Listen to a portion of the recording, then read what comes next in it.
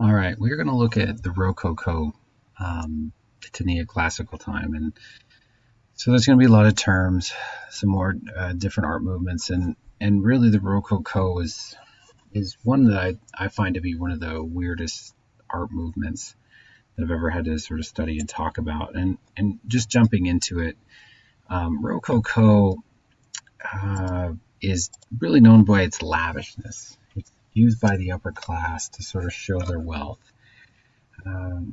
Paris is the center of this scene, and it's a softer style, and it's used as sort of with a bunch of visual motifs. It's known for its pebbles, its small seashells. In fact, that's where the term Rococo comes from, is the idea of pebble. But it's pure decoration for the elite and the wealthy.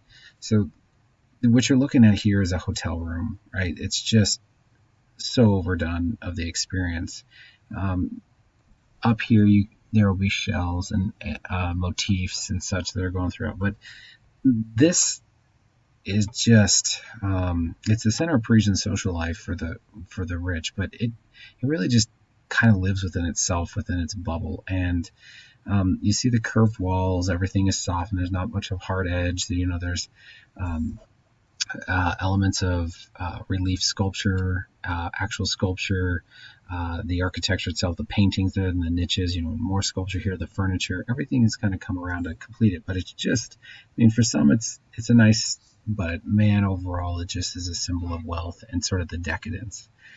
Um, if it's described by a contemporary artist, it'd look more like an installation, right? You're supposed to interact with this stuff to be able to really understand it, and you'd also better be wealthy to understand it. In painting, known as Watteau is known as the Father of Rococo. He's considered a Rubinist, which is a whole doctrine of how painting is. You have Peter Paul Rubens' school or Poussin's school, and the two doctrines sort of compete with each other. Poussin believed that art is about form and color, um, and Rubens believed that color was the overall natural supremacy, that color should be the foremost thing in the painting. And an artist will align themselves with one of these sort of philosophical beliefs in their painting. So Watteau is a Rubinist. He believes the colors the most, and this work is really known as for its just fete gallant or amorous festival style. Like, it's just these types of works were in demand. They were not they don't really stand for anything or mean anything. They were just meant to show outdoor entertainment for the rich, about the rich, by the rich. They were usually combined with sometimes mythical creatures or the imagery to just sort of make it feel like just such a pleasant life being rich. Um, Watteau would eventually die of tuberculosis, and so his life is kind of cut short. But um, a sort of a study of them, Fragonard, here's another example of how lavishness, and we can see sort of the mythology, Cupid with a finger up to his mouth saying shush, right? These are the two Cupids over here, but the patron is saying on the lower left, here's the person who wanted the painting, right?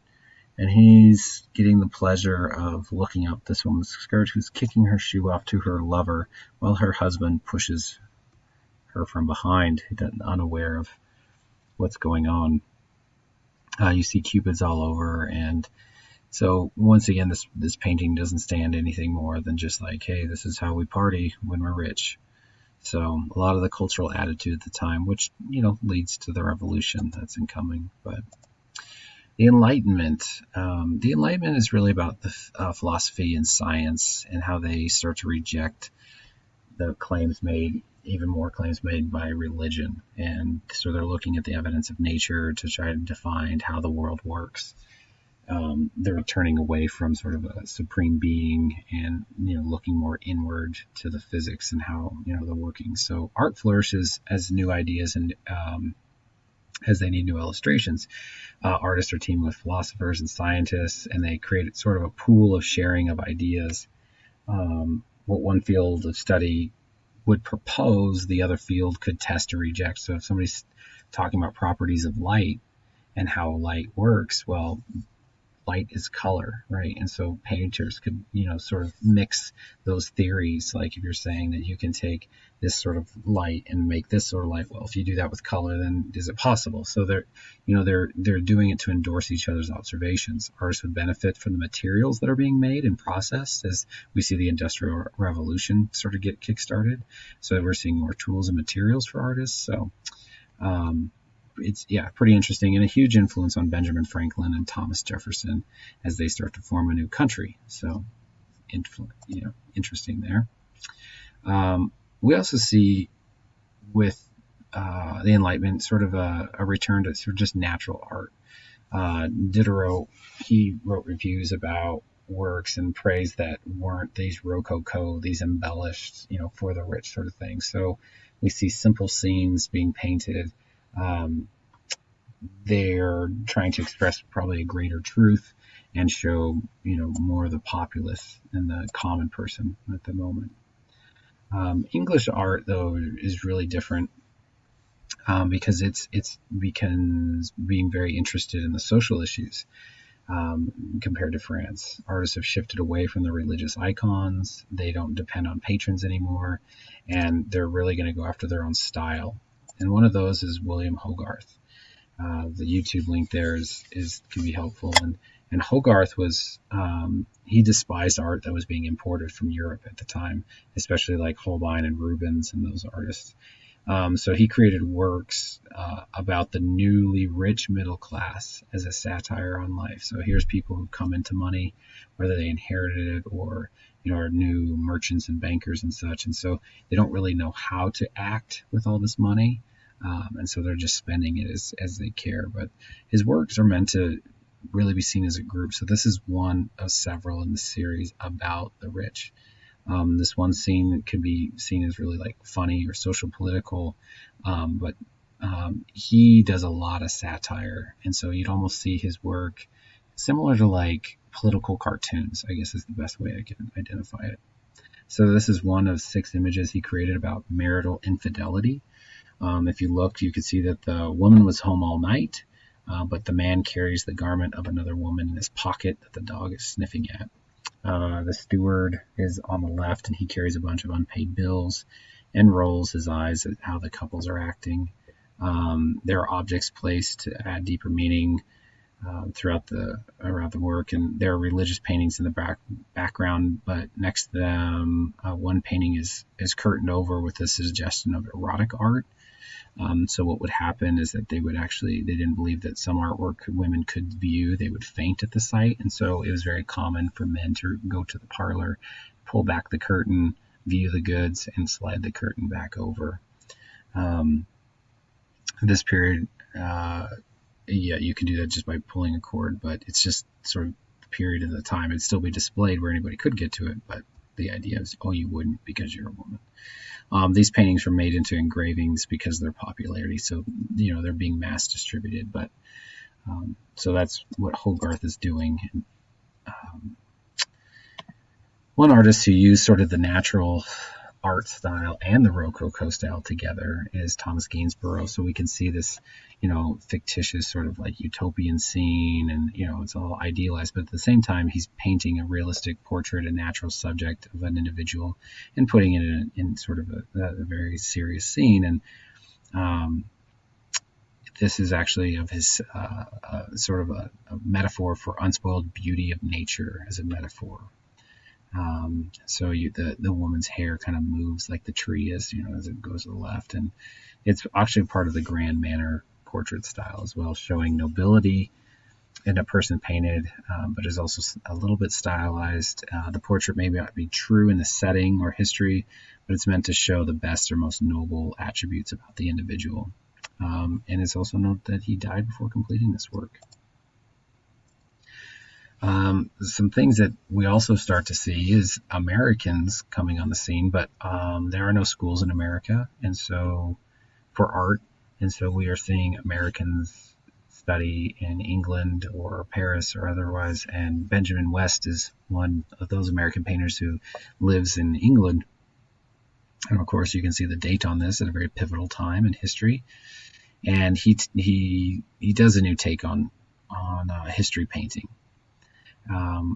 This about the French and Indian War shows General Wolfe and how he died. However, it's created, right? It's more of a theatrical setup. This is not what happened. This is not those that are around him, but lots of symbolism and using of classical composition to relate,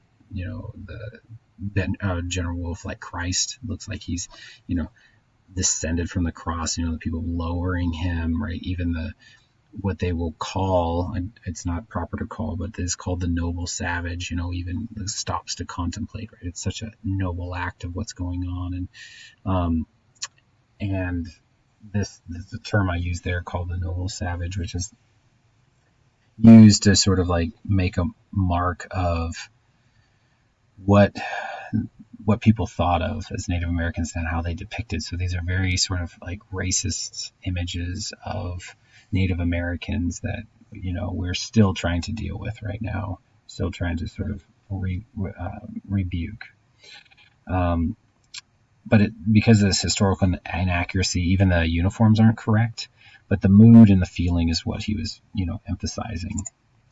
Another American, and I love this painting by John Singleton Copley. It's a Paul Revere, but to me it looks like Jack Black, the actor. I just can never get over that. But the portrait shows more facts and less stylization. Paul Revere was a silversmith, so he's holding one of his creations. The engraving tools would have been used to create the decorations on it.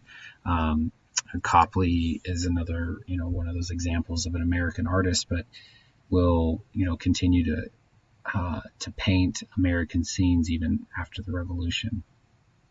It's interesting, though, once again, if you look at the date, 1770, here's a Paul Revere before he was ever a hero, right, as we know him today. So I find that to be very interesting. Seen kind of like a snapshot. Neoclassicism. So neo mean new, classicism, classics, right? And sort of this return to the old, right? Going back to the to what has been sort of resurgence because of the excavations of artifacts from Pompeii and Herculaneum. For us, we've always seen them as facts, but for the longest time, they were fiction, right? They were just stories of these cities that were buried by volcanoes and thought to be kind of like a link to Atlantis or something. But Herculaneum was the first that was found about mid 1800s. And from there, mid 1800s. And so from there, we see these artifacts being pulled out. And so people are very interested in them. And that classics idea, those early Greek and Roman sculptures come right back.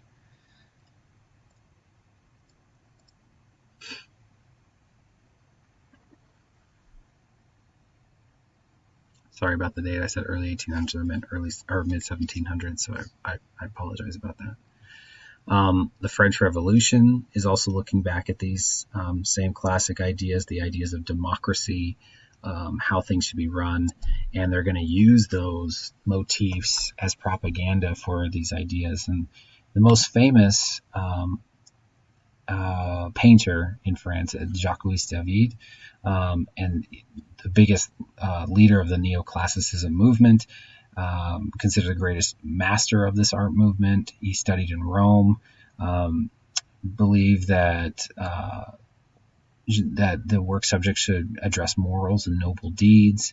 He would, strangely enough, his major patron was the French king, which he would later, overthrow or help overthrow with the images he created. So you can watch a lot about him on Canopy and how his work and his life, how it sort of evolved.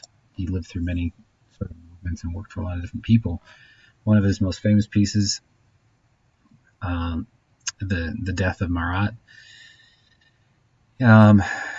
really emphasizes the patriotism, and it shows the murder of the leader Marat of the French Revolution.